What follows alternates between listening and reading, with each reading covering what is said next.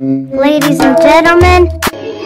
Attention, ce film n'est pas un film sur le cyclisme.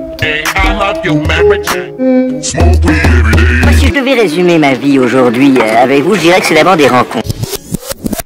Bonjour à tous, pour commencer cet entretien, d'abord je voulais vous faire un petit message. Je voulais vous dire merci pour tous les commentaires, merci pour tous les partages, merci pour tout ce que vous faites. Ce projet, ces entretiens, c'est aussi grâce à vous, c'est parce que je vois que derrière ça intéresse des gens, que ça fait plaisir, et je tiens à remercier aussi toutes les personnes qui sont venues participer aux entretiens. Super, vraiment, merci les gars, merci à tous. Voilà. Il y a encore plein d'entretiens qui vont arriver, qui sont en train d'être tournés. Vous n'êtes pas prêts de plus voir d'entretiens. Ça continue encore et encore. Voilà. Donc, merci à tous. Merci pour votre soutien. Merci de vous abonner si vous n'êtes pas encore abonné. N'hésitez pas. Ça fait plaisir d'être soutenu et ça donne un peu d'énergie. Donc voilà, bon visionnage, bon entretien. En plus, celui-là, il défonce. Donc faites-vous plaisir. Allez, ciao.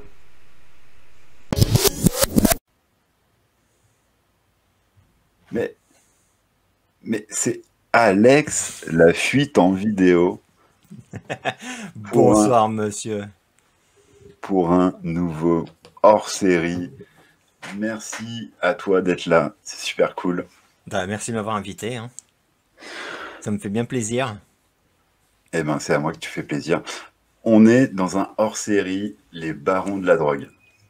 Et on va faire un film incroyable. Mais avant de faire ce film, on va parler un peu de toi et de ta chaîne. Alex, ça fait 1 an que tu fais du YouTube. C'est ça, 1 an, pile. Et t'as passé les 1000 abonnés. Donc, Ouais, à ma grande surprise, comme quoi il est possible d'avoir 1000 abonnés sans demander une seule fois à qui que ce soit de s'abonner. Que... ça c'est beau. Je sais pas si c'est beau, mais j'ai prouvé que c'était possible. Si, justement, c'est... Écoute, à la différence de tous ceux qui sont en train de dire abonne-toi, mets le pouce bleu, mets le machin, mets le truc, ça fait plaisir aussi des fois de pas forcément... J'ai tenté une expérience, je vois quoi te dire. Après, bon, voilà, est-ce que c'est le plus payant? Non, on n'en sait rien. Donc tu fais du YouTube cinéma. Entre autres, pas que, mais oui. Et donc, tu es sur une ambiance, on va dire, années 80 un peu quand même. Ouais, totalement. Donc j'ai l'habitude de donner un peu des hauts faits, donc c'est ce que moi j'ai remarqué sur ta chaîne. Et donc déjà, il y a des vidéos collections. Et dans tes vidéos collections, il y a la vidéo collection les années 80. Qui dure 4 jours. Ouais. Celle-là, je veux dire, dedans, il y a tellement de films qui m'ont renvoyé à ma jeunesse. C'était vraiment incroyable.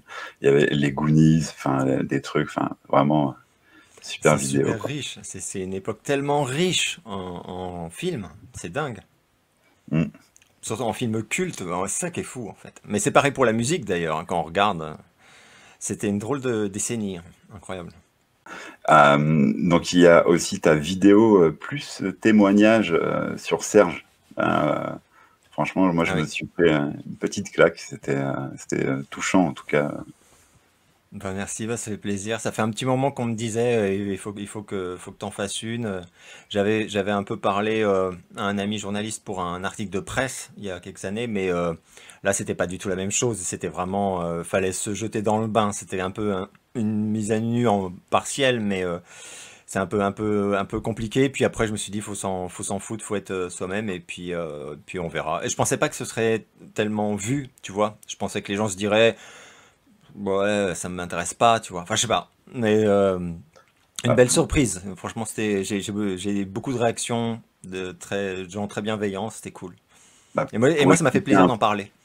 pour expliquer un peu, c'est parce que dans ta jeunesse, tu as eu une expérience, une rencontre avec Serge Gainsbourg, et donc tu racontes ça, et c'est raconté vraiment d'une manière. Moi, j'ai vraiment été impressionné et touché, quoi. Ah ouais, merci, ça fait super plaisir. Donc, sinon, tu fais aussi beaucoup de live. On te voit avec Merège, Mais ouais, Querelle, Microciné.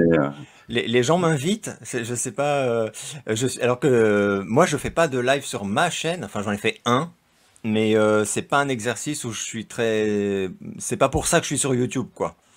Mais très vite les gens ont été vachement gentils, je sais pas, mais ils ont eu envie et ils m'ont invité, donc j'ai été invité et je le suis encore, hein, enfin je suis souvent invité, bah tu en es la preuve, mais en live souvent c'est vrai, mais même j'étais invité par Dirty Tommy, David de Film Talker, enfin même des gens qui sont tellement plus importants que moi en renommée, et c'est vraiment super sympa. Merej, je lui dois tellement que quand je vais chez lui, c'est presque comme un deuxième chez moi maintenant. Mais, mais il a vraiment fait beaucoup pour ma chaîne, hein, ça c'est sûr. Mais oui, c'est vrai que j'ai la chance d'être beaucoup invité, sachant que je demande jamais. Enfin, c'est pas ma nature. De toute façon, moi, je demande pas aux gens quoi que ce soit. Donc, je demande pas aux gens. J'aimerais aller sur un de tes lives. Enfin, je fais pas ces choses-là. Donc, à chaque fois, je reçois un mot et c'est super touchant. Enfin, ça me fait super plaisir, quoi. Ouais, parce que tu demandes pas qu'on s'abonne à ta chaîne, mais tu demandes pas qu'on t'invite non plus. Ah En bah non, fait, faut être cohérent. ouais, bah ouais, non, c'est clair.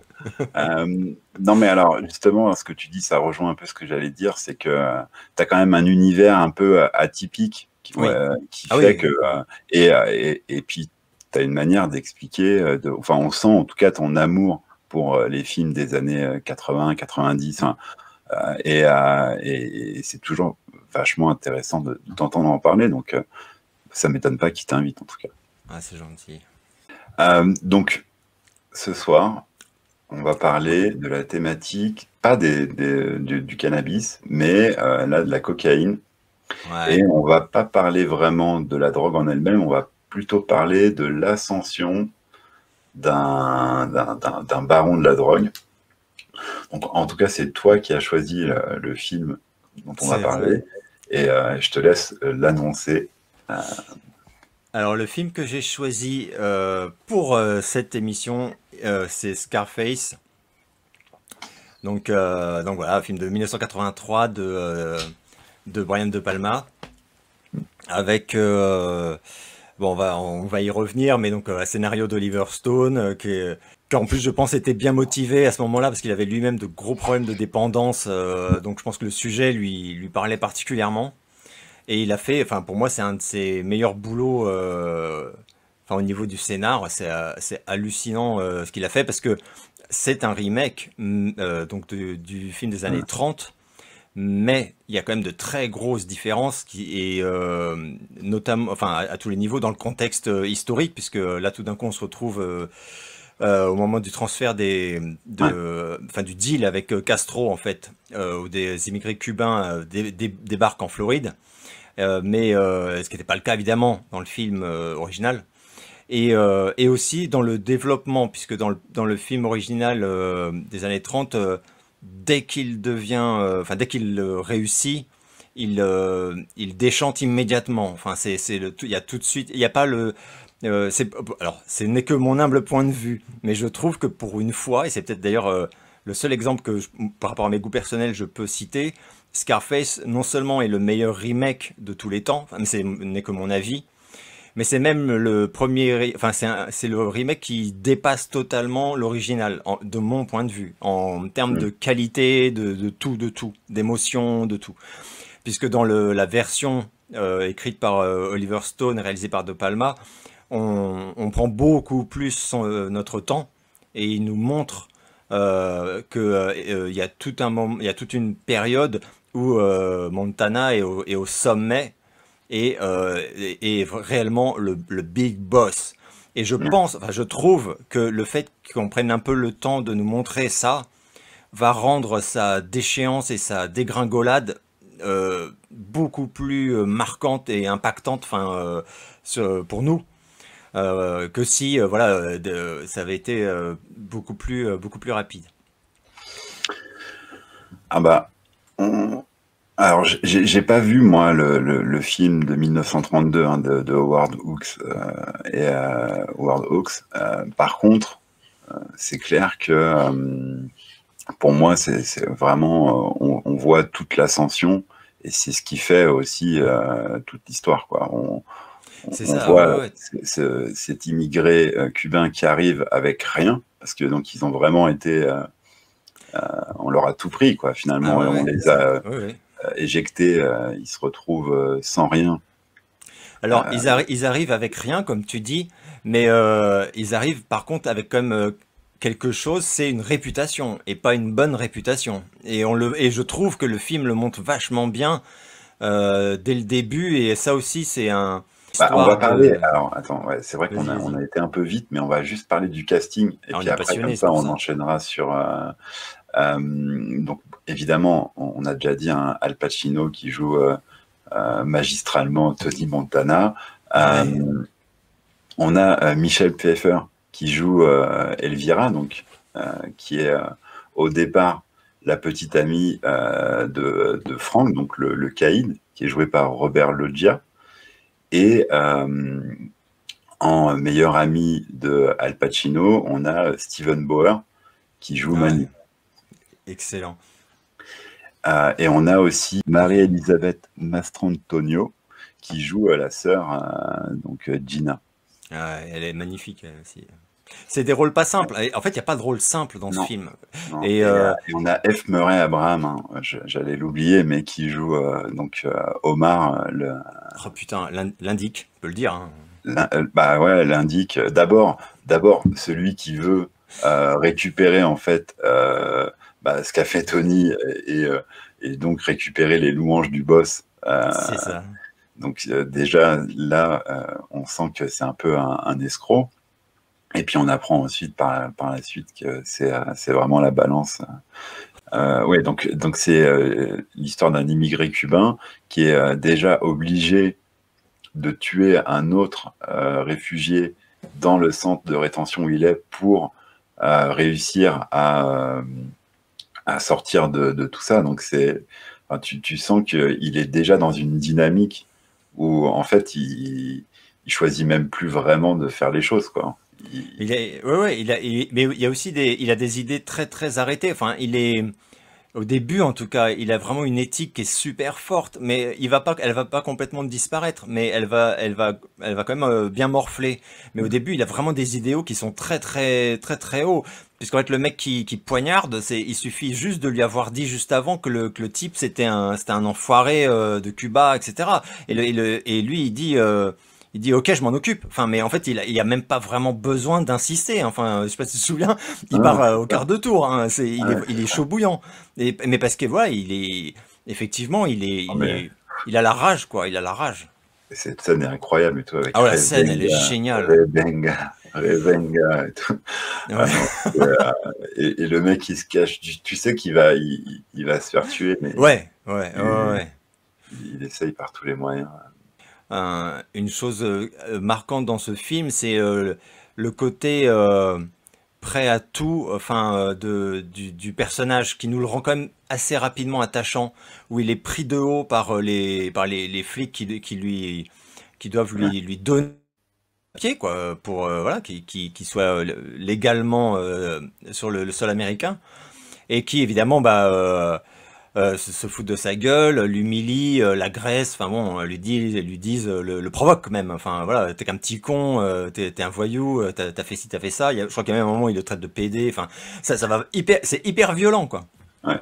Mais Ouais.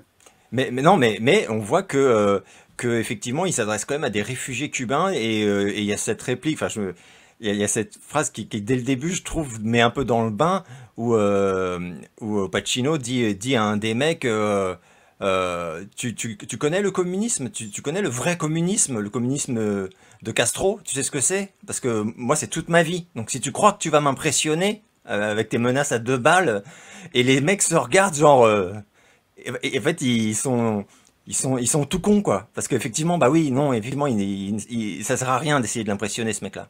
Hmm. C'est tellement génial, mais tellement génial. Et Mais ça va expliquer d'ailleurs beaucoup de choses sur la suite, sur son comportement par la suite, quoi. Ou qu'on pourrait juger d'inconscient ou de suicidaire.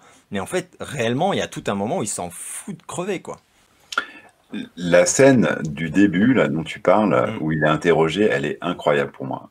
Vraiment, je trouve que Elle est magnifique. Al Pacino, déjà, il est méconnaissable presque. Il est tellement vraiment dans son rôle, dans son personnage. Et je pense que c'est de le voir partir de là au plus bas, rabaissé constamment, qu'on commence un peu à espérer qu'il arrive à faire son parcours, quoi. C'est ça, ouais, ouais, tout à fait. Oui, il y a une forme d'empathie qui, c'est pas non plus, Si, c'est subtil, mais si tu prends ça plus ce qui lui arrive dès le départ à Miami avec, on en parlera peut-être après, mais la scène de l'appartement avec la tronçonneuse, je veux dire, il part vraiment d'en bas, quoi, et donc après tu t'espères qu'il va qu'il va réussir à grimper les échelons pour ouais, avoir, ouais, c'est sûr. parce que Non, c'est c'est clair. vraiment Mais non, mais c'est vrai que la première mission, on pourrait dire qu'on lui confie, enfin dont tu parles là, qui est cette scène tellement traumatisante.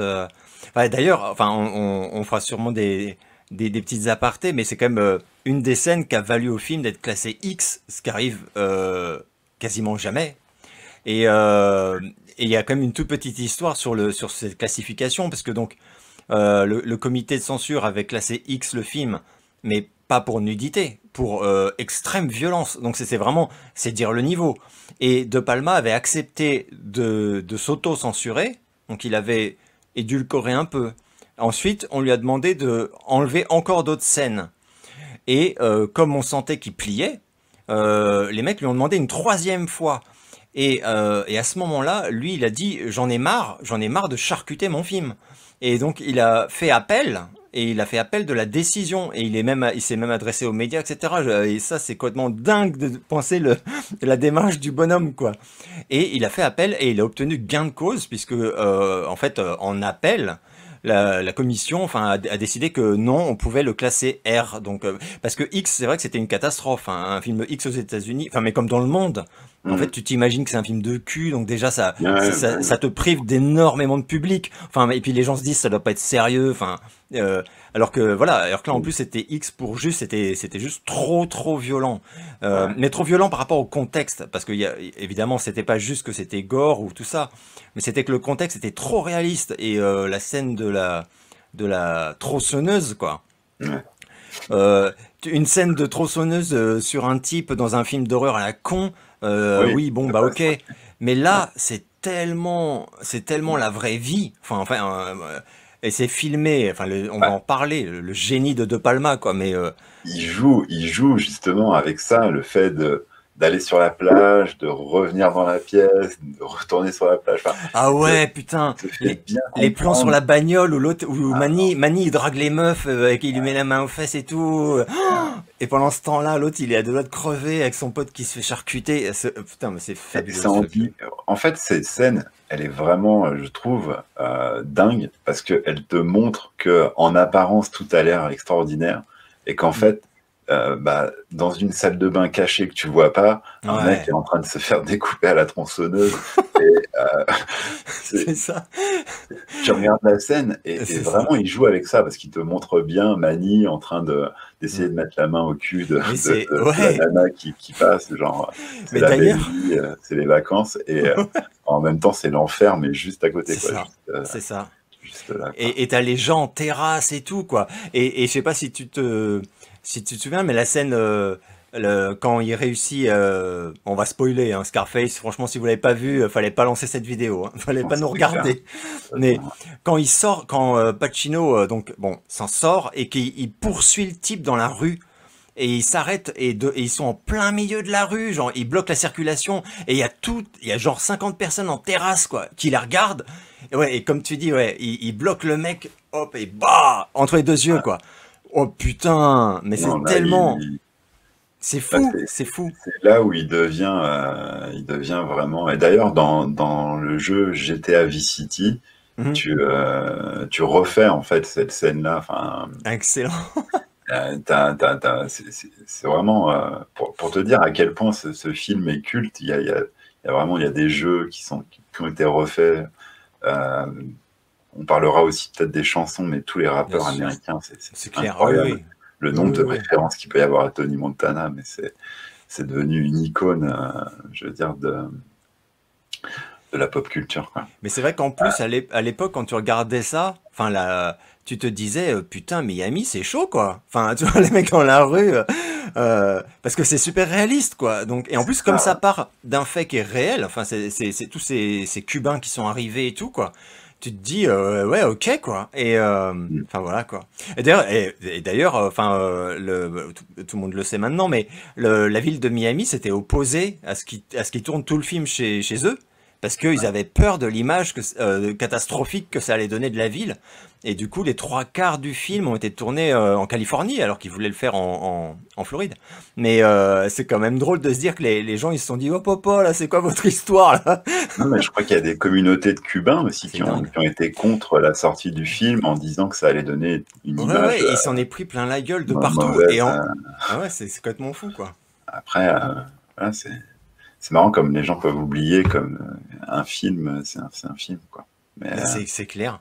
Mais en plus, celui-là, c'est vrai que comme tu dis, il s'est pris toute une saucée de bad vibes quoi dans la gueule quoi à sa sortie de toute façon puisqu'il c'est vrai, il avait il y avait les Cubains qui étaient pas contents, toute la Floride qui était folle de rage et les critiques qui disaient que finalement c'était quand même un film assez con qui prônait juste la violence bah, du front quoi et il avait, alors j'ai vu, il avait même été nommé aux Razzie Awards. Alors là quand même, je suis choqué quoi, sans déconner quoi. au Non mais radio, hein. Non, mais je ouais, te confirme, hein, de euh, 84 pour meilleur, ouais. pire réalisateur. Non mais on se fout de qui quoi.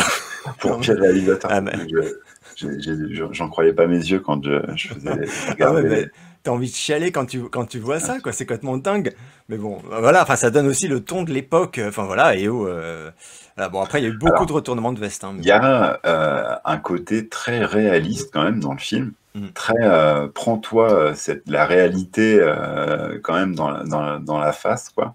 Et je peux comprendre hein, que certains n'aient pas aimé, mais qu'à ce point-là, il y a eu des gens contre le film, ça c'est n'importe quoi, mais le film est violent, quoi. C'est une violence dans, dans ce qu'il raconte et dans ce qui te fait comprendre, en fait, parce que tu vois que finalement, c'est un peu un chien enragé, quoi. Si tu continues à lui mettre des coups, ben, il- et l'histoire de Tony Montana, enfin, c'est un peu l'histoire d'un mec qui s'est pris plein de coups dans la face et qui, pour s'en sortir, il choisit la drogue, mais je suis même pas sûr qu'en fait, enfin, il a choisi ce qu'il pouvait choisir et qui était le plus lucratif, quoi, en fait. Mais Bah, ouais, ouais, ouais. Au début d'ailleurs, il choisit de saisir les chances qui s'offrent à lui, parce que ouais, comme on se souvient, au début il est, j'allais dire pizzaiolo, mais c'est même pas ça. Il est dans une espèce ouais, de truc de rue, enfin sur une espèce de bien que- roulotte. Enfin, c'est la ouais, loose de ouf quoi ouais. avec Manny, avec son pote quoi. Et Mm. c'est Manny d'ailleurs, je crois qu'il lui dit j'ai un copain qui a un plan pour voilà faire une livraison. Et lui d'ailleurs direct il négocie parce qu'il dit non mais il t'encule là en fait parce que oui au début c'est pour 500 $. Lol. Mais Et, c'est et lui ça. il exige 1000 ou je sais pas quoi et du coup enfin voilà mais mais il saisit toutes les perches. Après le truc qui est beau enfin je trouve au début et qui nous rend aussi comment dire vouloir qu'il s'en sorte quoi. Enfin, c'est que il a vraiment des couilles énormes quoi. Enfin, il ose des trucs, mais tout le temps. Enfin, et ça va aller jusqu'au bout même, parce que c'est vrai que quand il exige des trucs, ou même quand l'autre lui dit, je vais découper ton pote dans la salle de bain et après ça va être ton tour si tu parles pas. euh, putain, il bronche pas, quoi. Il Non. ne bronche pas, quoi. C'est quand même dingue de voir ça, quoi. C'est impressionnant. Mais ça te donne vraiment le ton du bonhomme, quoi. Et après, tu vas comprendre pendant un bon moment pourquoi il saisit toutes ses perches. Mais au début, tu te souviens, quand il voit, justement, il exige de voir le boss Franck, quand il y a parce que finalement, ce truc qui tourne mal, mais dont il se sort, il s'en sort avec la coke plus l'argent. Donc c'est énorme. Donc ils ont un coup gagnant. Et d'ailleurs, l'enfoiré, là, Omar, lui dit bon bah donne-moi tout et j'irai voir le boss et il sera content. Et lui il dit hop, non, c'est moi qui vais lui donner, quoi. Et voilà, il est malin, il a l'instinct, il a un coup d'avance à chaque fois, il a tout compris. Mais il a aussi un peu d'inconscience. Hein. Il y a plein de fois où tu te dis, dans la vraie vie, le mec il pourrait s'en manger une dans la gueule direct, quoi.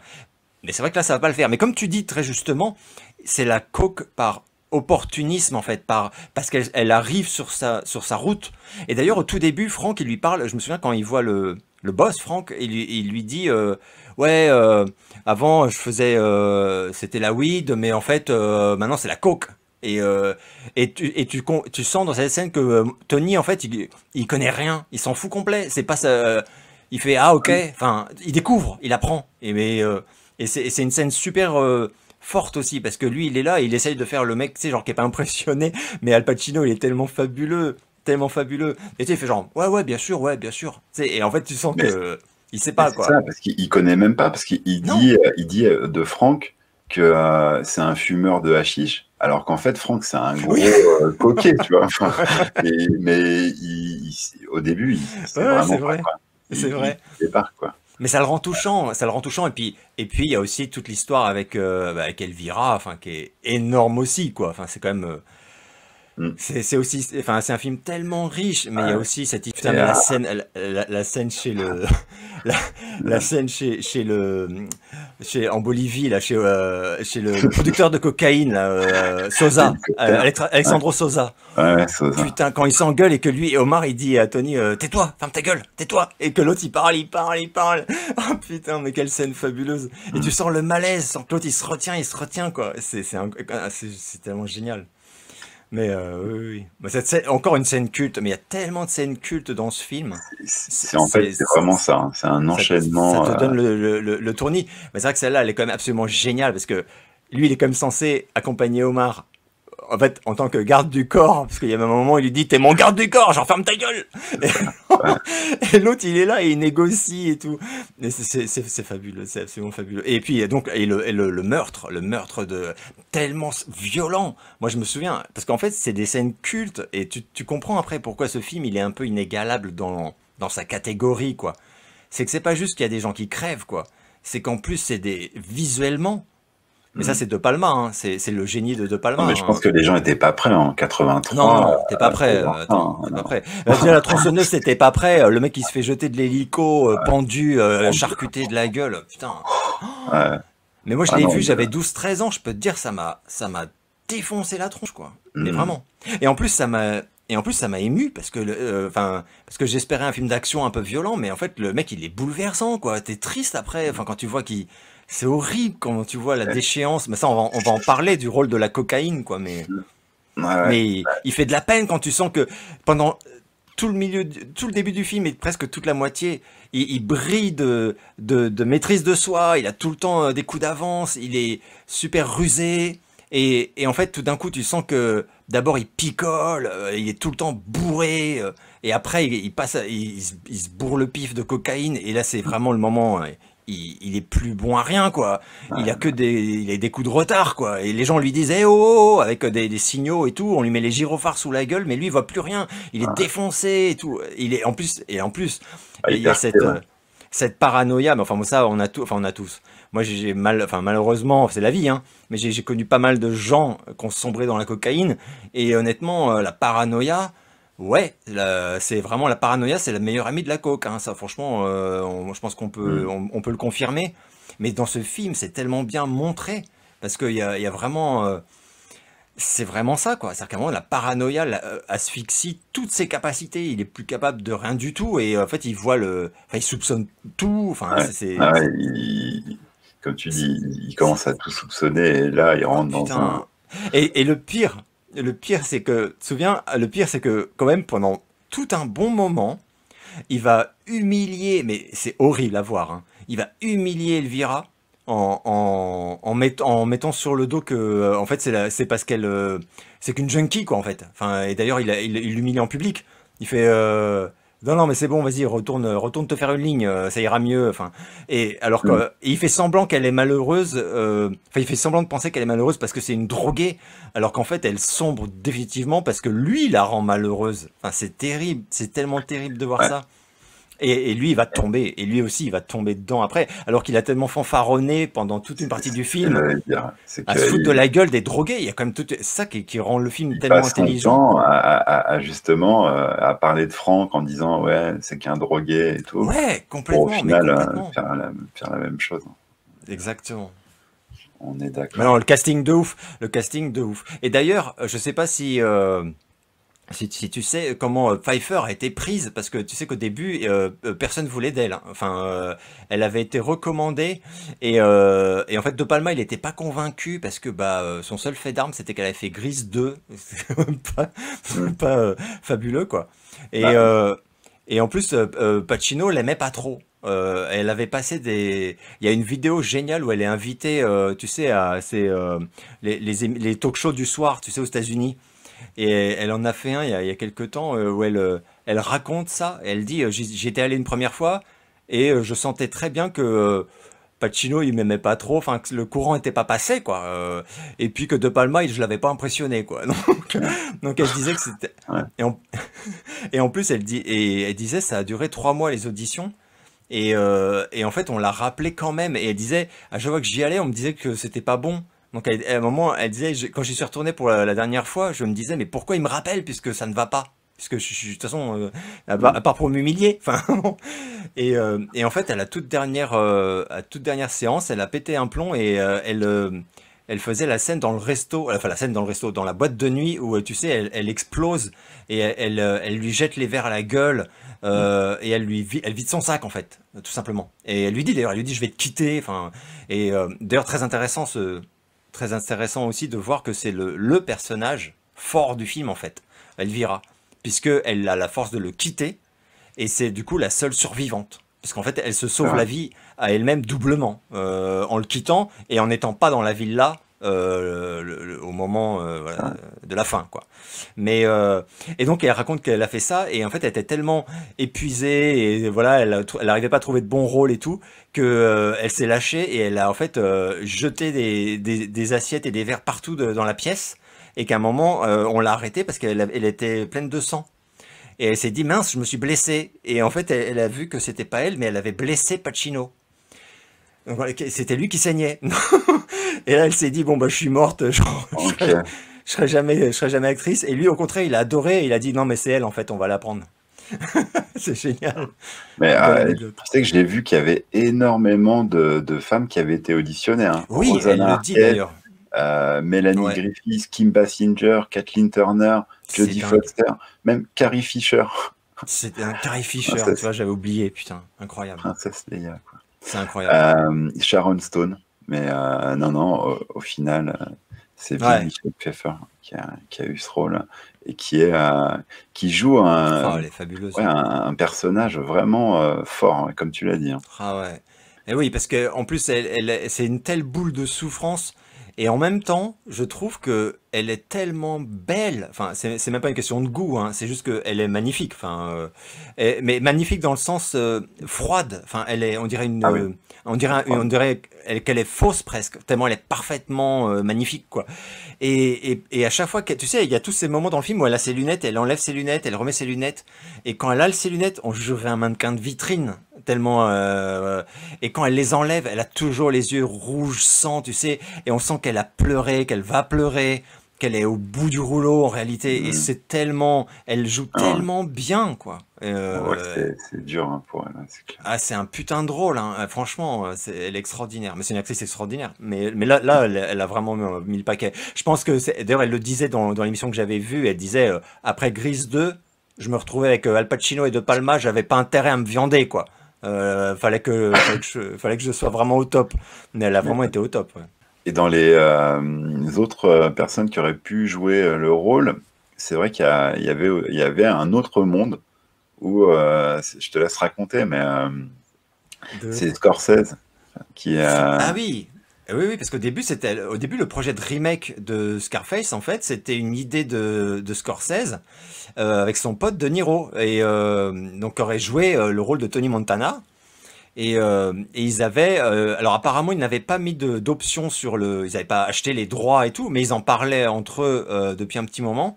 Et puis Scorsese a eu l'idée de Palma, et en fait De Niro lui a dit non, mais De Palma en fait il peut faire un truc de ouf, c'est sûr, quoi.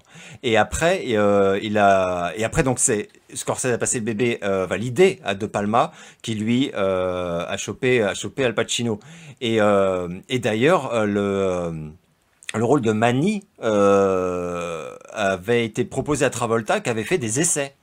Et apparemment, il a même fait des essais avec Pacino, mais ça n'a pas. Je ne sais pas pourquoi ça n'a pas marché, mais bon, ça n'a pas marché en tout cas. Mais donc, ça aurait pu être un film de Scorsese avec De Niro. C'est incroyable. Non, mais c'est Non, mais incroyable, tous ces noms. c'est fou comment la carrière de De Niro et de Al Pacino, mine de rien, Ouais. elles ont Mm. toujours été liées, quoi. C'est vrai. Et d'ailleurs, j'ai repensé en pensant à notre émission de ce soir, et je me disais que Pacino et Pfeiffer, ils se sont retrouvés des années plus tard dans enfin, un film que moi j'adore, qui s'appelle Frankie et Johnny, qui est une histoire d'amour, mais alors pas du tout niaise, hein. Enfin, c'est une histoire d'amour très émouvante, un peu triste, mais super belle. Et ils sont tous les deux, mais fabuleux, mais fabuleux. Et je crois que s'il y a que dans ces deux films qui se sont croisés, mais c'est deux très bons films. C'est tellement des immenses acteurs que j'ai. C'est clair, c'est clair, c'est clair. La scène avec la tronçonneuse, c'est clair elle est incroyable, mais il y a tout aussi d'autres scènes. Et en fait, on a même, je trouve, l'ambiance qu'il y a dans les boîtes de nuit. Il y a vraiment les années 80, ça transpire Ouais. les années 80, quoi. Ouais, c'est clair. Avec les coins VIP de l'époque qui commençaient à fleurir, enfin c'était encore assez récent, quoi. Mais tu sais, les coins renfoncés, un peu dans la pénombre, où allaient se mettre les mecs un peu puissants, un peu riches, qui se vautraient comme ça. Et c'est comme une frontière. Tu sens bien d'ailleurs que personne s'approche. Et ça, je trouve aussi dans le film, c'est super bien montré. Les seuls mecs qui s'approchent de ces tables, c'est des mecs de ce milieu-là, quoi. Enfin, Ouais, c'est vrai. c'est C'est complètement. cloisonné, ouais. Ouais, grave, grave. Ouais.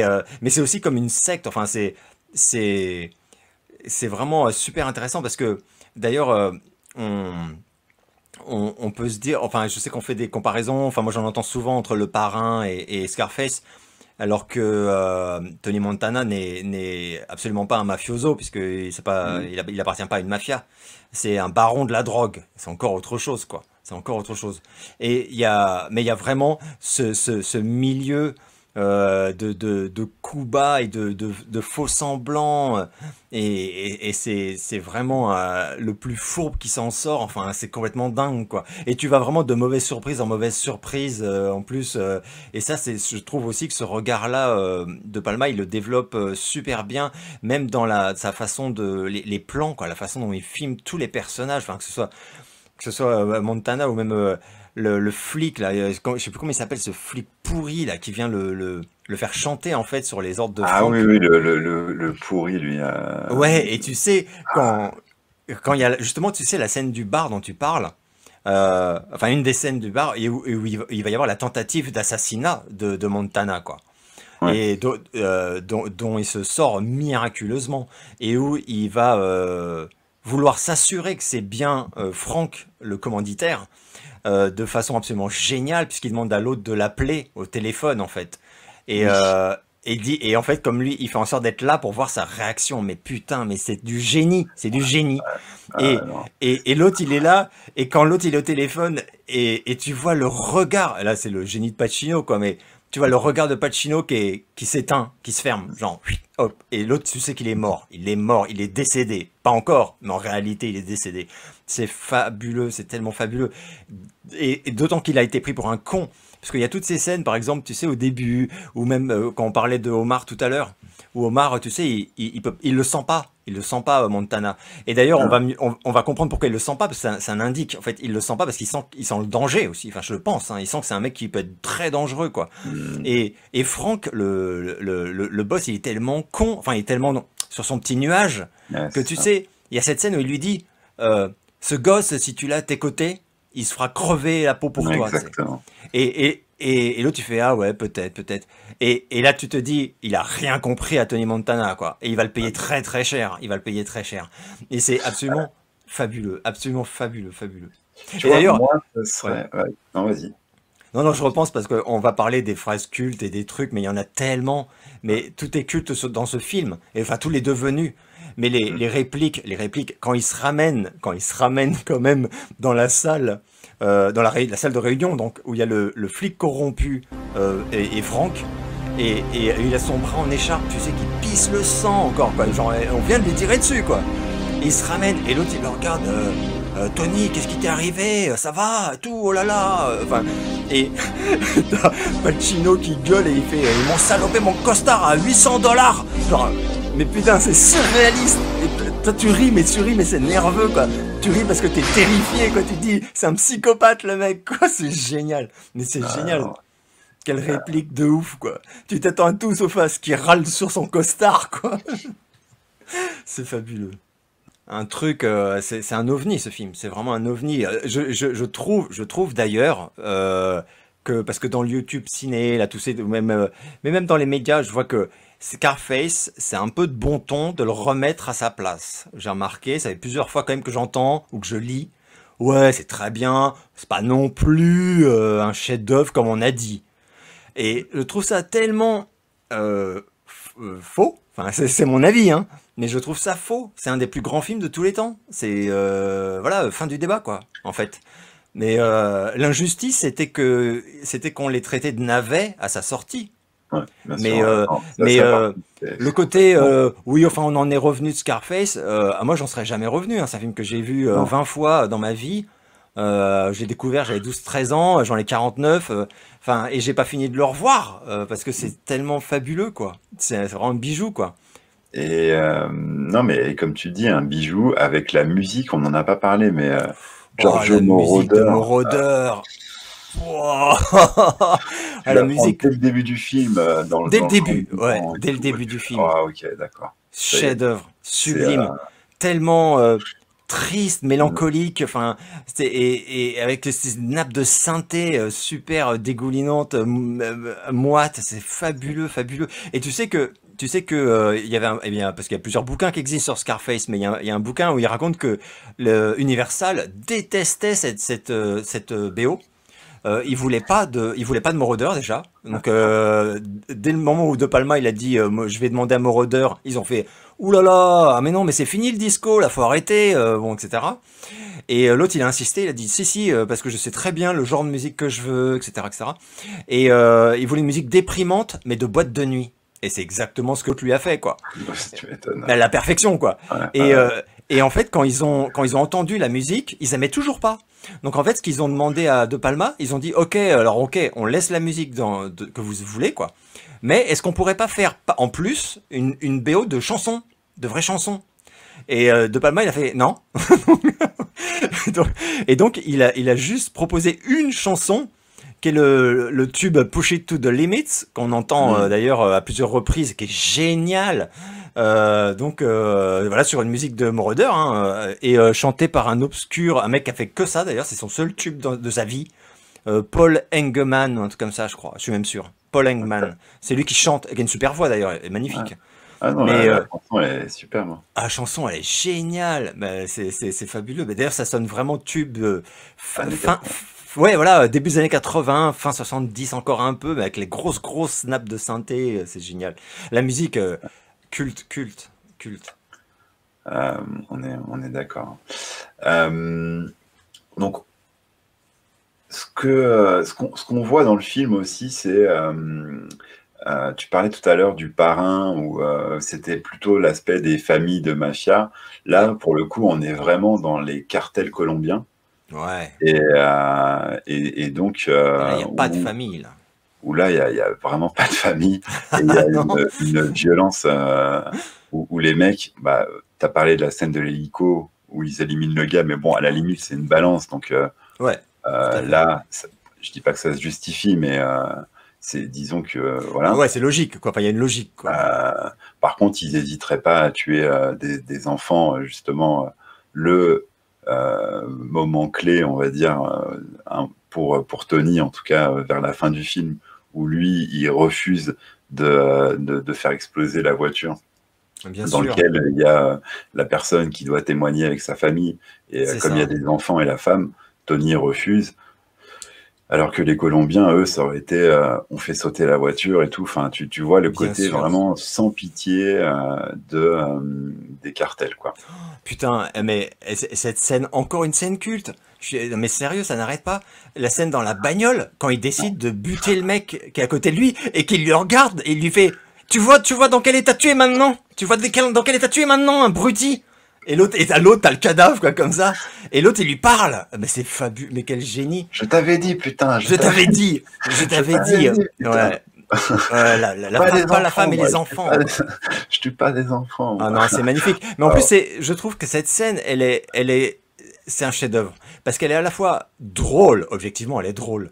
Parce que il s'énerve tellement fort. Là, c'est son côté Rital, quoi. Il gueule, il dit non mais c'est quoi ce foutage de gueule, on m'a pas prévenu qu'il y aurait les gamins, mais qu'est-ce qu'elle fout là, sa meuf? Enfin, et il fait non mais c'est quoi ce travail de crétin, c'était pas prévu comme ça. Et il gueule, il s'énerve. Et en même temps, tu sens qu'il est désespéré. Tu sens qu'en fait, c'est le peu de principes qui lui restent. Et d'ailleurs, il dit, moi j'ai des principes et tout, que je fais pas ça, moi je fais pas ça, je fais pas ces choses-là. Mais sous-entendu, il en a fait déjà tellement, quoi. Enfin, il a déjà tellement renoncé, piétiné ses idéaux. Et là, non. C'est genre, ça, non. Genre, mais c'est super émouvant de voir ça d'une certaine façon, quoi. Parce qu'il est tout seul et en plus, il sait que Sosa, quand il va apprendre que, enfin, et ça loupe pas d'ailleurs, hein. Quand Sosa va apprendre qu'il lui a désobéi, ça va pas se mettre bien du tout, hein. C'est quand même hyper grave de refuser. Il se tire une balle dans la tête. Ah ouais, c'est chaud. Ouais, il se met vraiment un gros danger. Ah ouais, tout à fait. C'est pas anodin. Il le sait, en fait. C'est vraiment le. Il le sait. Et d'ailleurs, je pensais que tu parlais de la scène de l'exécution de Omar. Et cette scène, ouais, elle est fabuleuse. Mais quand l'autre lui dit, on voit la tête de Montana, quoi. Quand l'autre lui dit, bon, bah, c'est parce qu'on vient de m'apprendre que c'était un indique, en fait, on l'a vu il y a des années, ici et là, machin. Et tu sens que Montana, il est choqué, mais pas choqué parce qu'il vient de voir l'assassinat d'un mec. Il est choqué parce qu'il l'a pas vu, il savait pas, il s'est fait avoir, en fait, et il aime pas ça du tout. Donc il a très peur, parce que genre, ah, c'est un indique, ah merde. Et après, d'ailleurs, ça va l'aider, ça va l'inciter à être encore plus parano, quoi. Parce qu'en fait, bah là, sur ce coup-là, il avait rien vu venir, quoi. Vraiment. Et on sent qu'il est sonné, quoi. Et c'est une super scène, parce que c'est génial. Carrément, il est sonné, et c'est là où il lui dit à Sosa, moi, j'ai que mes couilles et ma bouche, quoi. Genre, mais c'est tellement vrai, c'est absolument génial. C'est absolument génial. Et c'est comme cette scène qui est fabuleuse où il s'engueule avec les mecs de Franck, je crois, et où il dit mais vous me connaissez pas, moi, vous savez pas d'où je viens, vous savez pas mon vécu, etc. Et il dit je suis comme vous dites paranoïaque. Et t'as la gueule des mecs qui sont là genre ouais, ok, tu vois. Et en plus c'est vrai qu'il est paranoïaque. Enfin, c'est vrai qu'il a cette tendance là dès le début, enfin voilà, de nature, hein. Ah oui, mais ça va s'aggraver avec la drogue, quoi. Et avec la drogue, et aussi pas que ça, hein, mais aussi avec la richesse, enfin la réussite, tout simplement, hein. Voilà, hein, quand tu es au sommet, tu deviens parano de toute façon, je pense. La folie des grandeurs, quoi. Ouais, c'est clair, c'est exactement ça. C'est le moment où il devient très très compliqué d'avoir une conversation avec lui, en fait. On se rend compte dans le film, les gens qui l'aiment, Manny, enfin il est quand même entouré. Au début, il a de la chance. Enfin au début de sa gloire, il a de la chance parce qu'il a quand même pas mal de gens qui lui sont fidèles, que ce soit des petites mains, enfin il a toute une équipe, et puis bah il a ces 2-3 personnes autour de lui, il a son conseiller là, j'ai oublié son nom, mais même la scène du banquier qui lui dit il faut arrêter de venir avec des sacs, tu sais, parce que il y a les voitures qui arrivent tous les matins et les mecs ils sortent les sacs de 10 kilos de bifton quoi. Et le mec il dit on est une vraie banque hein, monsieur Montana. Et tu sais, il y a un moment le mec il dit on est une vraie banque hein. On doit quand même juste, il y a un moment il faut un peu être sérieux quoi. Faut être discret quoi, c'est chaud. Et mais l'autre, on peut plus lui parler en fait. Il comprend plus en fait. Et enfin, ça commence à devenir vraiment compliqué. Et il prend tout travers, tout mal. Enfin, comme un pacha. Enfin, mais là, c'est vraiment c'est le moment où on se dit. Enfin, dans le film, il y a une tension. Et là aussi, d'ailleurs, la musique joue un rôle super important parce que dans les conversations qui sont de plus en plus tendues et où en plus derrière, en arrière-plan, t'as toujours Elvira qui est en train de dépérir, quoi, en fait, tout simplement, hein, qui te sort une ou deux vannes sur lui en disant, de toute façon, mon pauvre ami, t'étais qu'une locumène, enfin, t'es qu'une merde, ouais, elle lui dit carrément, elle a vraiment des coronesses aussi, hein, et elle lui tient tête de ouf, mais c'est un personnage fascinant. En fait, tu le vois dès le début qu'elle a des coronesses, parce que quand elle parle à Franck, même au tout début, quand elle le voit, mais le gars, je veux dire, c'est censé être un caïd. Et t'as l'impression que, je veux dire, elle l'envoie chier, genre, on va encore bouffer dans ton restaurant, tu peux pas changer. Enfin, oui, il lui dit, je serais bien retourné au machin, et où elle lui dit direct, tu sais, si on voulait t'abattre, ce serait vraiment simple. Hein. Oh putain, mais la violence de la vanne, quoi. Non, elle est. Et d'ailleurs, Tony et Manny, qui sont à leur première rencontre de Franck dans cette scène, quand elle lui dit ça, ils sont choqués, quoi. Ils sont hyper choqués, quoi, la violence de la meuf, quoi.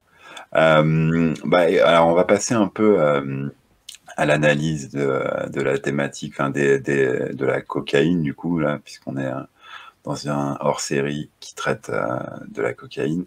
Est-ce que au niveau représentation, mise en scène, pour moi, je pense qu'on est vraiment sur une... Comme on l'a dit, comme je l'ai dit au début, on est sur un film qui est réaliste. Donc, ce qu'on voit, en tout cas, semble vraiment réaliste sur...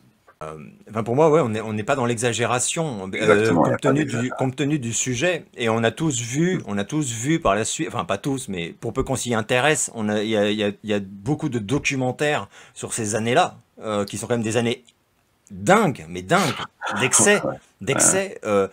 Surtout à Miami et tout, le début des années 80, c'est quand même quelque chose, donc on comprend très vite que le film Scarface ne pousse pas plus loin que la réalité, hélas, que voilà, ça existait.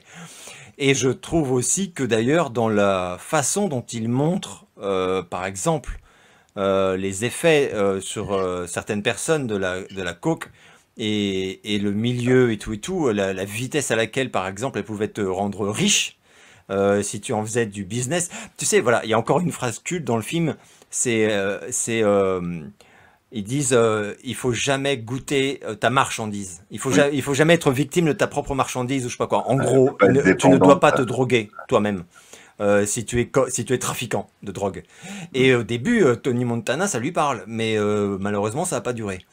Mais je trouve que là-dessus aussi, le film est très, il sonne juste, voilà, je sais pas comment dire, il sonne juste là-dessus. Et moi, d'ailleurs, il m'avait donné une vision parce que moi, c'est un peu Scarface, c'est un des premiers films, je crois, de ma vie que j'ai vu qui montrait vraiment la drogue. Tu vois, avant, j'étais trop jeune, j'avais comme 11-12 ans. Je n'avais pas eu l'occasion de voir des films sérieux sur la coke, ou qui montraient ça. J'ai pas souvenir. Mais je me rappelle que, par exemple, les scènes finales où tu sais, il a la tête qui tombe comme ça, et il s'endort sur sa montagne de poudre. Et je sais plus si c'est Manny ou je sais plus qui lui dit « Non mais Tony, il faut que t'arrêtes là, enfin, ça va trop loin, enfin, il faut que t'arrêtes de sniffer cette merde, quoi. » Et lui, il entend plus, enfin, il a l'œil torve, il est complètement, il est défoncé, mais défoncé. Et c'est une image tellement impressionnante. Moi, du haut de mes 11-12 ans, je voyais ça, j'étais là, waouh, j'étais hyper impressionné, quoi. Mais je trouvais ça émouvant. C'est une image quand même assez, comment dire, sombre de la cocaïne qui monte, parce que c'est pas des gens qui en prennent et qui font la fête. Enfin, alors c'est ça, ouais, on sait que les protagonistes, quand ils font la fête, ils en ont pris. Bien sûr. Quand on les voit en prendre, en fait, c'est plutôt dans des moments dark, enfin, dans C'est des vrai, c'est vrai moments, que tu as raison, c'est tu as raison. c'est Parce qu'il pas y a pour aussi, s'amuser. il y a aussi tous les films genre Studio 54, tout ça, qui te montrent très bien, et un film que j'aime beaucoup d'ailleurs, sur l'usage de la drogue récréative, enfin je sais pas comment dire, quand tout va bien, enfin en gros, Ouais, et pour faire la fête, festive, voilà, festive. Et là, comme tu dis, c'est vrai, j'avais pas vraiment réfléchi à ça, mais dans Scarface, l'accent est systématiquement mis dans la fuite de la réalité. Et toute personne qui en prend veut fuir la réalité. Même sa ouais. sœur, Gina, là, Gina, ouais. quand elle bascule dans la coke, c'est parce qu'elle commence à être complètement malheureuse. Et d'ailleurs, il y a la scène dans les toilettes terrible où il essaye de lui faire la morale et Mm. où c'est pour la première fois on la voit prendre de la cocaïne et où il lui dit t'as pas à traîner avec ces gens-là, t'as pas à sniffer ça, enfin il lui fait plein, t'as pas à t'habiller en pute, enfin bon, il lui fait, c'est terrible, c'est une scène terrible. Ah, Et elle, de toute façon, il est terrible avec elle, hein. ah oui, ah bah avec elle il est C'est- terrible. Et elle l'engueule, elle lui hurle dessus et elle lui crie son malheur, enfin elle lui crie sa douleur de vivre, enfin c'est super touchant à voir et horrible et on comprend d'ailleurs que ça va mal finir. Mais d'ailleurs sa fin à elle est terrible. Moi ça ouais. m'avait bouleversé, mais bouleversé quand elle arrive en nuisette et qu'elle lui dit baise-moi, je sais que t'en as envie et tout, et lui il dit mais qu'est-ce que tu fais, qu'est-ce que tu fais, ah c'est horrible, parce qu'on sait qu'il l'aime, c'est sa sœur, il Ouais. l'adore, c'est juste que voilà c'est compliqué, Ah, et ah, elle se non, fait pulvériser par l'assaut quoi. Ah non mais c'est une scène, c'était pas possible. Moi franchement j'ai de doigts de chialer la première fois, j'étais gamin, mais c'était trop triste, c'était trop c'est triste. à la fin, là, Même quand il bute Manny, comme tu disais, on t'en parlait tout à l'heure, quand il bute Manny à cause de la coke et de sa paranoïa, quoi, parce qu'en fait elle lui dit, on s'est mariés, on voulait te faire la surprise, et il réalise que, mais qu'est-ce que, et d'ailleurs je crois qu'il le dit, il dit qu'est-ce que j'ai fait.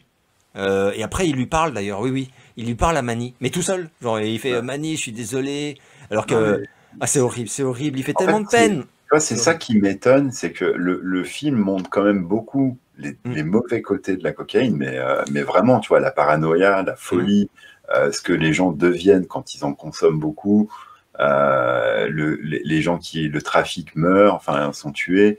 Et, et pourtant, il y a eu une contre-offensive sur le film en disant que ça prônait, enfin, que c'était en tu as faveur raison, de la coke. Alors qu'en c'est vrai, réalité, si tu regardes le film, bah, t'as pas envie de c'est vendre de vrai, coke, t'as pas ah non, spécialement envie d'en consommer. ah Enfin, non non, il y a un message fort quand ouais, même oui, et c'est marrant qu'à chaque fois, enfin que euh, en fait, les gens n'essayent même pas de savoir qu'est-ce qui est dit dans le film.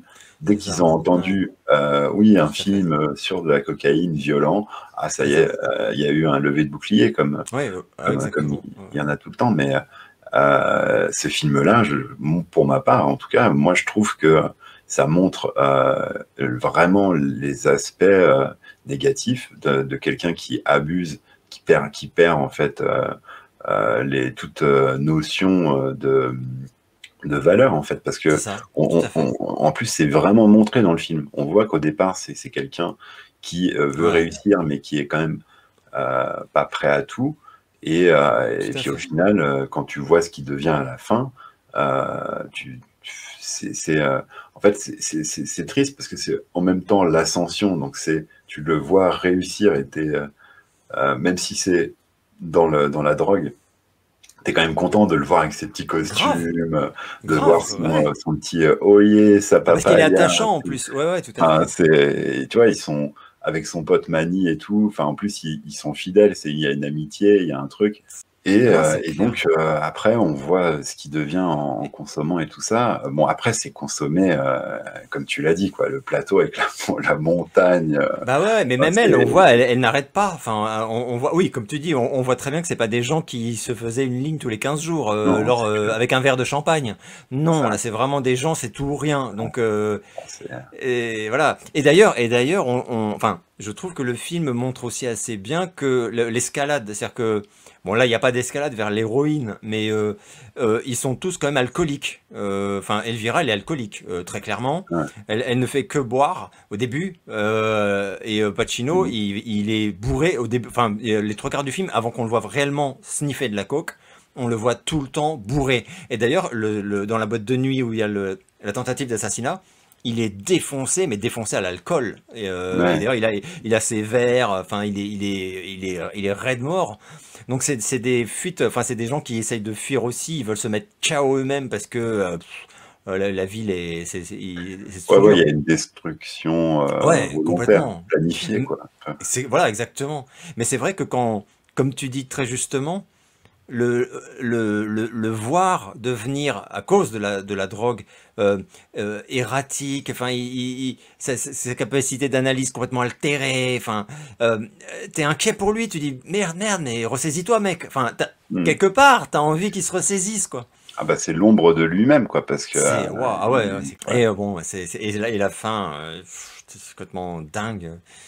Mais c'est vrai que quand le film se termine, franchement, t'es pas galvanisé. T'es triste, t'es effondré, t'es sonné, t'es KO. Tu te dis, mais putain, waouh, quel film sombre, quoi. Enfin, c'est un film sombre, quand même, quoi.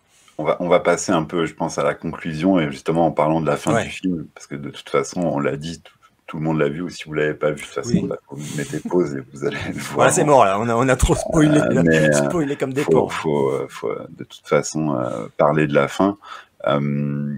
Donc c'est clair que autant on l'a vu, on a vu son ascension, autant on voit aussi la descente, et la descente, elle est à... Enfin, ouais, tu t'as dit que t'as failli pleurer, mais c'est... Ah ouais, vraiment. C'est dramatique, quoi. La fin, c'est presque une pièce, enfin un opéra, quoi. Donc oui, c'est ce que tu veux dire. Ouais, tout à fait. Alors, parce qu'il est complètement devenu une autre personne, et il se retrouve à croire, enfin, à tuer son pote Manny parce qu'il se rend compte qu'il est avec sa sœur, chose sur laquelle il devrait se réjouir, parce que Manny, c'est son pote. Enfin, bah oui, c'est le mec en qui il aurait le plus confiance au monde, même. Enfin, puis c'est un mec bien, il le sait en plus, c'est un mec bien. Ça devrait être vraiment le truc parfait.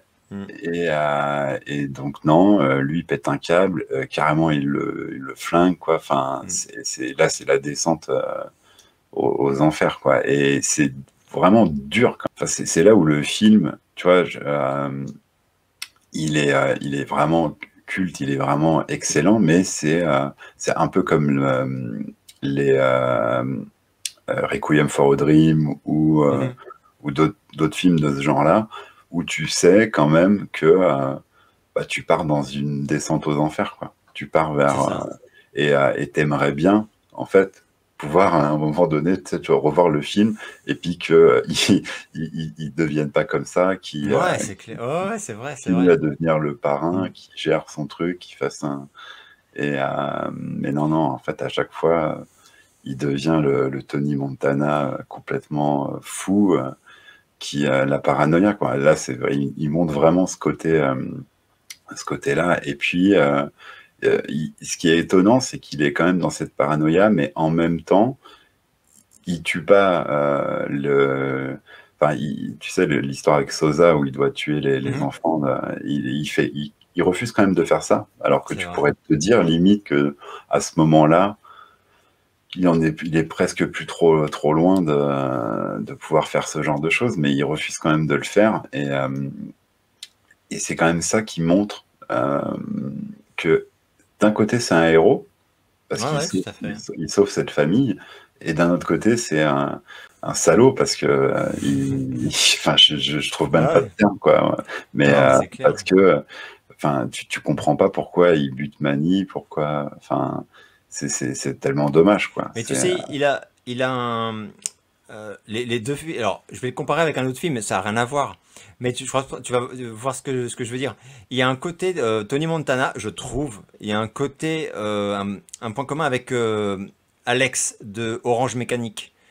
C'est-à-dire que c'est des personnes qui commettent des actions atroces, en fait, totalement condamnables et tout, mais qui parviennent parallèlement à te toucher et à veiller en toi autre chose que du mépris, ou parce que tu vois par moments, même si c'est fugace, mais c'est des moments réels, tu vois leur humanité. La scène où Alex il se fait torturer dans Orange Mécanique, il en prend plein la gueule. Et c'est une torture insoutenable. Enfin, on lui fout les broches dans les yeux, enfin, les trucs comme ça. T'aurais pu mettre Vador dans le lot aussi.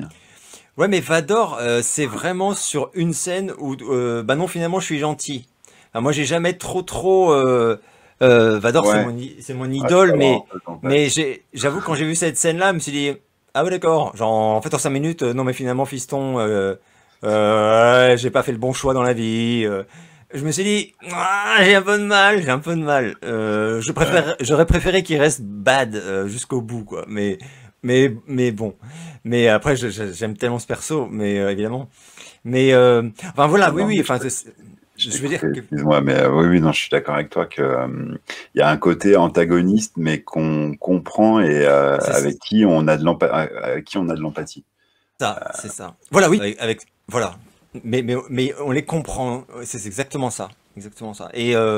Et c'est vrai que parce que je me souviens d'Orange Mécanique où il y a un moment où, où je me disais j'ai pas envie d'avoir de la peine pour lui parce que c'est un enfoiré, mais tu peux pas t'en empêcher, t'as de la peine pour lui parce que putain en fait il est paumé, c'est un gosse paumé et c'est horrible ce qu'on lui fait et la société est presque pire avec lui que lui pouvait l'être avec sa bande. Enfin c'est compliqué, c'est compliqué. Et là Tony Montana c'est quelque part c'est compliqué. Ouais. Ouais, c'est vrai, mais en fait, moi, j'arrive à avoir un peu d'empathie, enfin même beaucoup, parce que quand tu le suis avec ses amis, il est pas méchant au début. Avec Manny, tu vois, Ah mais il est même super il lui fidèle. donne Enfin, des ouais, ouais. conseils et enfin, ils sont plutôt à se tirer vers le haut, quoi. Carrément, carrément. Et donc, Non mais puis il les protège, enfin on le sent même. voilà, Enfin il est protecteur, ouais, ouais, carrément. il est super attachant et il a des valeurs qui nous parlent. Mais même par exemple la scène, on n'en a pas parlé, on a parlé de beaucoup de scènes, mais, mais on n'a pas parlé d'une scène magnifique et très en contraste avec tout le reste presque du film. C'est les sermons de sa mère. Quand il est dans la Ouais, cuisine et qu'elle lui jette son fric à la gueule ouais, et qu'elle le rhabille pour l'hiver, voilà, en lui disant, tu crois que tu peux disparaître 5 ans c'est ça. sans donner de nouvelles et te On peut pas ramener avec tes écrire en fringues prison, ouais. de Mac là et me jeter des billes à la gueule. Enfin, c'est horrible. Et elle dit, c'est un sale, tu es un sale type. Ah oui, ah putain. Et il y a même cette Ouais, phrase, il y a cette phrase terrible où elle montre sa fille, enfin sa sœur donc à lui, et Gina là, et où elle lui dit, elle, tu ne la détruiras pas. Wow, putain. Et d'ailleurs, quand elle lui il dit l'a ça, détruit, hein. bah après, il va la détruire. Ouais. Mais quand elle lui dit ça, Pacino, il a une tronche, mais c'est, de toute façon, cet acteur, il est incroyable. Mais il a la tête d'un enfant. Vraiment, quoi. Et genre, il regarde sa mère, et là, il ferme sa gueule, hein. Il ferme vraiment sa gueule. Et c'est fabuleux. Cette scène, elle est bouleversante parce Non, mais que, la mère, c'est d'ailleurs, oh, je pense, une des mais les femmes sont très fortes en fait dans le oui, film, hein. C'est oui, oui, marrant, tout à hein. fait. C'est un film qui est franchement, oui, oui. Enfin, Contrairement à ce qu'on pourrait croire, c'est pas du tout de la femme objet, non. du machin, de la potiche. Non, les femmes, les personnages les plus intelligents en fait sont presque c'est les femmes, clairement, Hmm. les femmes qu'on voit. Que ce soit même Gina, elle est ultra intelligente et d'ailleurs c'est pour ça qu'elle souffre, enfin, autant. Ouais. Le dernier point sur la thématique, c'est la place de la drogue dans le film. Mm. Et donc, Bah, dans c'est un ce peu ce qu'on film-là, en fait, c'est quand même central. Ouais. On est sur tout le principe du trafic de cocaïne avec les cartels colombiens. Ah, Cartels colombiens qui, comme on l'a dit, hein, sont pas là pour rigoler. C'est même bolivien, je crois. oui, C'est le cartel de Bolivie, de Bolivie, ouais. Sosa, ouais. Sosa. Parce que ouais, voilà, Sosa c'est c'est le principal fournisseur de cocaïne à Montana, enfin à Frank et puis à Montana, Tony Montana et lui il est en Bolivie. Ouais. Ouais.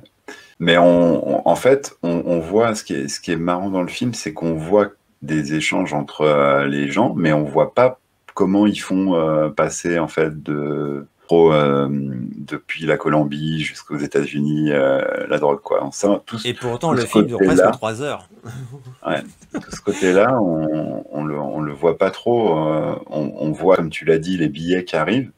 Hmm. On sait qu'il est là-dedans, mais Mais on sait pas trop comment il se débrouille, quoi. Ouais, il y a quelques plans, tu sais, dans le montage, il y a une espèce de montage à la Rocky, mais avant Rocky, j'ai envie de dire, tu sais, quand on montre justement qu'il a réussi. Et tu sais, il y a une séquence comme ça qui Oui, dure peut-être 5 minutes ou 4 minutes même, et où c'est des flashs, et on voit genre des avions qui atterrissent, qui décollent, des mecs qui c'est hop dans les ça, ouais. bagnoles, les machins. Alors oui, on comprend qu'effectivement, oui, il y a tout un réseau qui est en place, que voilà, clairement chacun fait son boulot dans l'échelle du truc. C'est tentaculaire et tout. Mais il s'attarde pas là-dessus. Mais en même temps, effectivement, le film est concentré sur un drame humain, et ce drame humain, c'est le parcours de cet homme. Donc effectivement, ce serait un peu chiant presque. Enfin, moi par exemple, ça m'aurait presque cassé les couilles que pendant un quart d'heure, on me montre que Oui, alors il se passe ci, ça, avec Janine qui prend son petit rail de coke. Tu- non, non, mais c'est pour dire que en fait, Mais oui, oui, mais ça tu as devient raison. assez vite secondaire, en fait, Oui, oui, tout l'aspect à fait, trafic. tout à fait. C'est vrai. Après, on est vraiment plus sur les personnages Hmm. qui ont. Sosa est quand même le gros trafiquant. Ouais. Tony fait son truc avec lui, Hmm. C'est ça. mais on se détache en fait un peu de tout ça. Et je suis d'accord avec toi, justement pour aller vers vraiment l'histoire de Tony et comment en fait, comment comment ça va se finir, quoi. C'est ça. Mais c'est vraiment un Euh, drame, c'est un film, c'est un drame et qui effectivement repose sur la cocaïne, quoi. Enfin, c'est vraiment ça, quoi. ouais. Euh, Faire une conclusion sur le film, c'est pas le truc facile, quoi. Très Mais décevant, très décevant. ouais, c'est ça, vraiment déconseillé. Une œuvre mineure, ouais. C'est difficile, Non, ouais. enfin voilà, moi je suis, en tout cas, je fais vraiment partie de l'équipe chef-d'œuvre. Pour moi, il n'y a pas y a pas de problème. Scarface, voilà, moi j'ai presque envie de dire en toute mauvaise foi, hein, parce que pour moi tout ça c'est très subjectif, que si tu n'as pas vu Scarface, eh ben tu te manques clairement quand même un truc dans ton background de cinéphile, voilà, lambda. C'est un film qu'il faut avoir vu, de mon point de vue, il faut l'avoir vu, quoi. Si on aime le Ah, cinéma, c'est juste si on aime le cinéma. mais complètement, c'est vraiment déjà, c'est un film qui montre vachement les années 80. Enfin, il y a un côté en plus où il Ah est oui. vraiment dans l'air du temps. Tu ressens Ah ben c'est les années aussi un film 80. sur les années 80, comme tu dis, oui. Euh, et et l'histoire est quand même incroyable. Cette Ouais, ascension, elle est folle. ouais. Euh, les acteurs sont juste fous. Donc, c'est clair. Et Il c'est faut l'avoir vraiment... vu. Et alors, ce qui est marrant par rapport au Parrain, c'est que c'est vraiment deux films qui sont complètement différents, Ah oui, oui, oui, tout à fait. mais qui, je trouve, on peut voir quelque part une évolution en fait du trafic entre Oui, c'est vrai. les trafics où en fait tu voyais dans le Parrain, ils refusent. Très D'ailleurs, bien. c'est énorme parce que Ouais, ouais. dans le Parrain, en fait, le Parrain ne parle pas de drogue, mais la drogue est quand même hyper importante dedans puisque c'est en refusant de vendre de la C'est ça, drogue que c'est ça. tout commence, quoi. Et que les Donc emmerdes, les vraies emmerdes commencent. Ouais, ouais, tout à fait. donc C'est et vrai. celui-là en fait qui est fait 10 ans après montre vraiment autre chose, quoi, qui est comment la drogue finit par arriver et comment elle est gérée par des cartels qui sont sans foi ni loi, quoi, et Mm. qui ont plus du tout de scrupules, là où les parrains justement pouvaient dire C'est ça, non, voilà. Ouais, on veut ouais. pas se mettre dans la drogue ou quoi. Enfin là on est sur Mm. des gens qui veulent vendre coûte que coûte et euh, et donc c'est un complément pour voir comment les choses vont évoluer, quoi. C'est clair. Euh, et puis il faut dire que il faut le voir parce qu'il est culte, parce que il y a des jeux vidéo qui sont faits dessus, parce qu'il y a même un livre. Alors j'ai vu ça, hein, je sais pas si tu étais au courant, mais il y a un livre qui est sorti en 2014 qui est Oui, censé être une suite alternative, livre qui a été écrit par un Français, hein, mais je l'ai Samy pas, je l'ai Pardon. pas lu évidemment, parce que moi, J'ai pas lu non plus, hein, mais non. enfin, voilà, il y a plein de choses. Il y a des jeux vidéo, un livre, beaucoup de rap. Je le disais aussi à un Ah oui, moment oui, dans ça l'émission, mais dans il le y a rap, ouais, ouais. les références à Scarface, à Tony Montana dans le rap. Je pense que voilà, C'est énorme, énorme. Dans la culture rap même, enfin même dans les fringues, enfin tout, enfin c'est incroyable. Et sur Internet, je veux dire, le nombre de gifs ou de trucs, Ouais, les mêmes avec. Oui, tout à fait, tout à fait. Non, non, bien, Tony Montana, c'est devenu une icône, quoi, clairement. Mais du coup, il est mal compris, je pense, par les gens qui n'ont pas vu le film. Tu sais, c'est un peu le syndrome Rambo. Si t'as pas Oui, vu Rambo, tu crois que c'est un mec qui a 4 de QI, que c'est le sketch des guignols de l'info, tu vois, ouais. et que c'est voilà, c'est une espèce de facho crétin qui fait et qui Mhm. tire partout, voilà. Et alors que c'est justement pas ça du tout. En tout cas, surtout le premier. Ouais, surtout le premier, ouais, je Et, suis c'est d'accord. un film voilà sombre, enfin intelligent, triste, voilà pas du tout excitant, enfin voilà. Ah Mais ouais, le c'est premier, l'anti Chuck Norris quoi. Mais t'as Scarface quoi. C'est vrai que si tu l'as pas vu et que tu connais tous les trucs un peu de rappeurs qui font yo-yo, je vais te buter comme Montana et tout, tu te dis ok ouais. ça a l'air d'être un crétin, c'est un film de con pour les garçons, enfin tu vois, Mhm. enfin voilà tous les clichés quoi. Alors que c'est pas ça du tout. Enfin c'est vraiment Non, pas comme mais ça. c'est vrai qu'en tout cas, Tony Montana, c'est devenu une icône, Ah ouais. principalement dans les banlieues, et les rappeurs en ont pris vraiment beaucoup Ah bah oui, oui, oui. de- d'inspiration, quoi, on va dire. Bah, c'est clair. Mais parce qu'il est fascinant. Tout le monde a, enfin, tous les mauvais garçons ont envie d'avoir le Mm. charisme et l'aura d'un Tony Montana.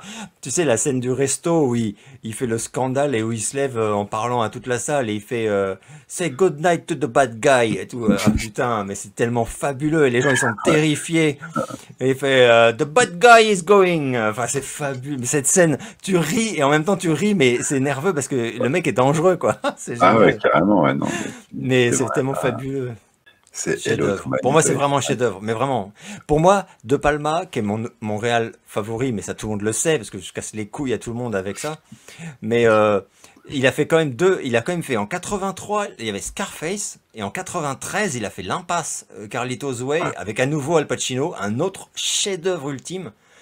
Le mec, il est balèze. Et entre les deux, il a fait Carrie, il a fait Body Double, enfin, Non, mais c'est dingue, c'est dingue, c'est dingue. De Palma, moi c'est, bah, alors, c'est sûr, t'as dit l'impasse, mais c'est les incorrectibles, c'est Ouais, non mais tu peux Blowout. pas lutter, le mec il est trop fort. Il est trop fort. Bah, c'est un point commun qu'on a avec Merej d'ailleurs. Enfin, c'est que Oui, oui. De Palma, on le met tout en haut, tout en haut quoi.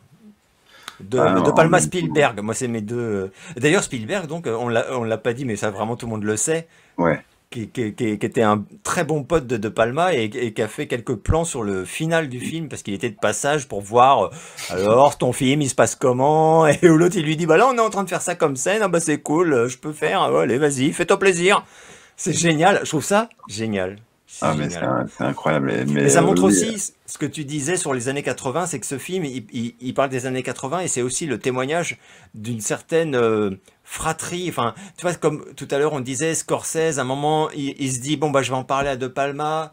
De Palma, il fait le truc.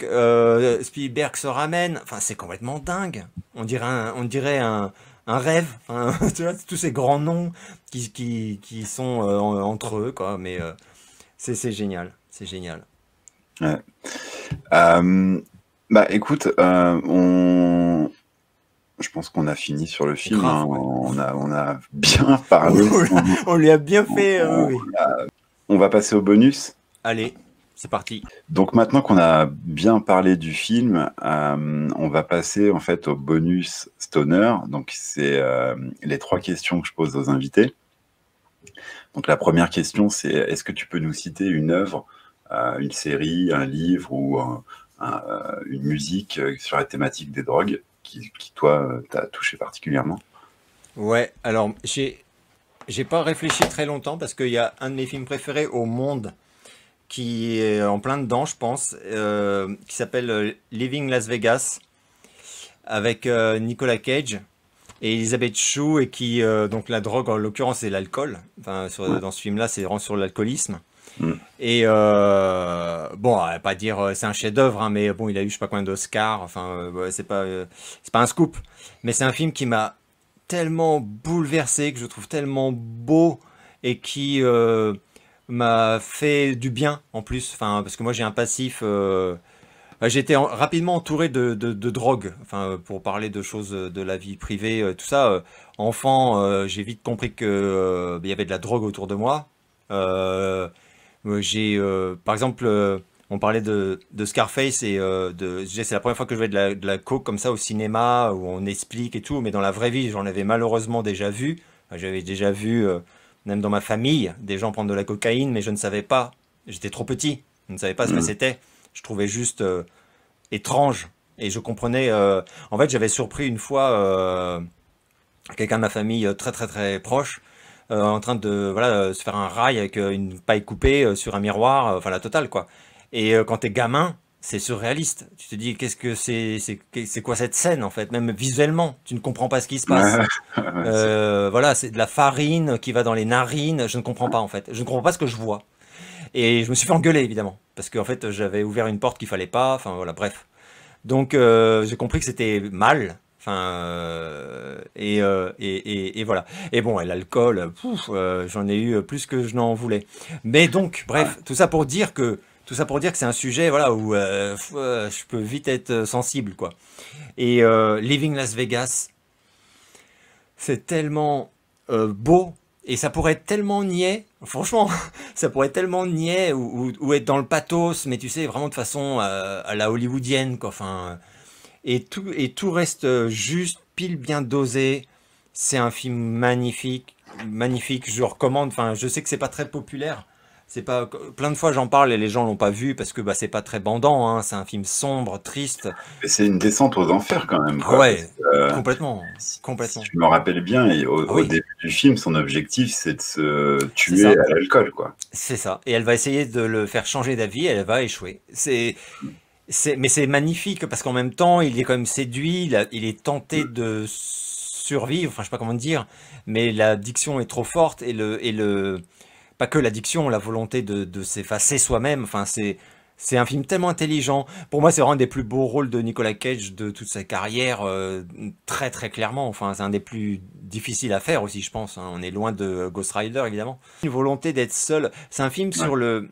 Enfin, pour moi, Living Las Vegas, il y a aussi un regard euh, respectueux et pas mal intentionné sur une forme de nihilisme, mais pas le nihilisme contre les autres.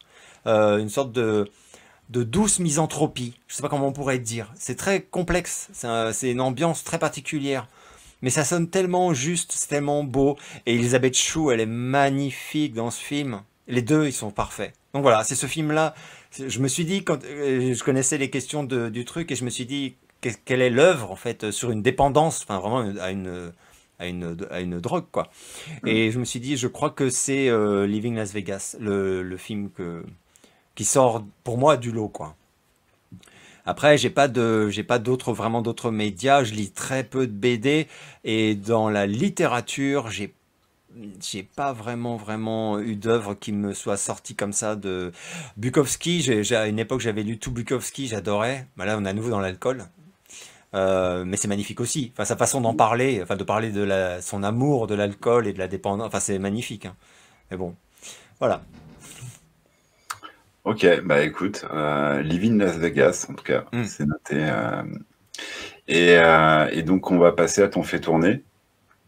Donc, le fait tourner, c'est un peu ton moment où tu peux mettre en avant soit un projet, soit des youtubeurs, soit comme tu veux, en fait.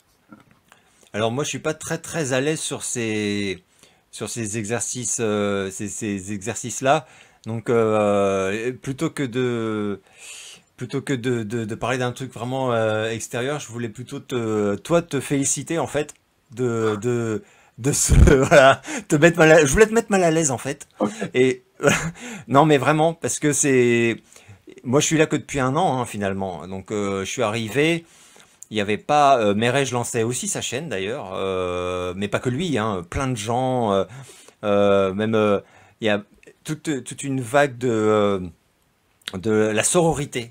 Et elle s'appelle entre elles, donc il y a Demoiselle d'horreur, il y a Laura fait genre, enfin elles sont toutes, il y a Mylène aussi, donc c'est Welcome to Primetime Beach, toutes ces nanas qui parlent du genre horrifique avec tellement d'humour et d'intelligence et j'ai vu tout ça un peu tout ça a éclos assez vite, enfin c'était assez récent aussi, il s'est passé pas mal de choses, je pense qu'on est pas mal au moment du confinement du premier confinement je veux dire, donc il y a un an ou un peu avant, un peu après pour certains.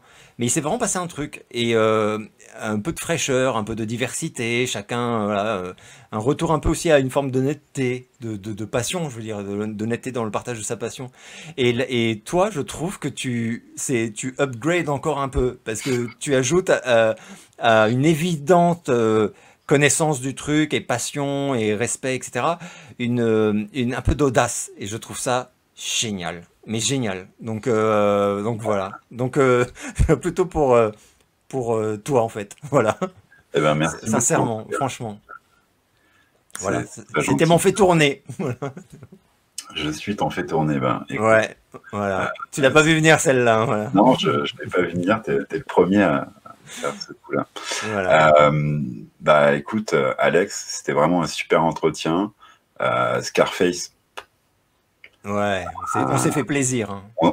je pense qu'en plus on pourrait encore en parler pendant 1 heure. Oui, mais sans problème. Donc vraiment C'est c'était vrai. super cool. C'était Ça m'a fait super plaisir. C'était super intéressant aussi. C'était super intéressant aussi d'échanger voilà, nos regards, nos souvenirs, nos analyses. C'est ça ouais. aussi intéressant. C'est aussi la passion du cinéma aussi, quoi. C'est vraiment, en tout cas, le but recherché dans ces entretiens, c'est de pouvoir partager, échanger sur des films qu'on a aimés. Et c'était un plaisir de faire ça avec toi. Et j'espère c'était un qu'on super aura plaisir. l'occasion d'en refaire. C'est sûr. Et merci en tout cas, Alex. Bonne continuation à toi. Merci, pareil. Peut-être tu as une vidéo, un dernier truc que tu vas bientôt... J'espère pour moi. Non, j'ai pas de. T'as pas Tu sais, ok. c'est souvent sur un coup de tête ou. Ouais, Enfin, je prévois ouais. pas. J'ai pas de gros chantier, tu sais, avec je prépare un truc. Ah ouais, tu Euh, pourrais. Bien sûr. Ah bah oui, ouais. Non, mais je devrais peut-être même parfois. Ce serait peut-être bien. Mais non, là, je sais pas trop ce que je vais faire prochainement sur la chaîne. J'espère que ce sera chouette, mais je sais pas trop. On verra. Quelqu'un va t'inviter en live ou tu vas Ouais, bien sûr. ou des gens à qui t'as pas demandé d'être abonné vont s'abonner. Voilà, Et puis exactement. moi je vais pas te réinviter en live, mais tu vas en entretien, mais tu reviendras quand même. Ben, en tout cas, Exactement. merci Merci et à bonne toi. continuation. Ciao. Samo. Ciao. Allez, vas-y, pas cool, abonne-toi.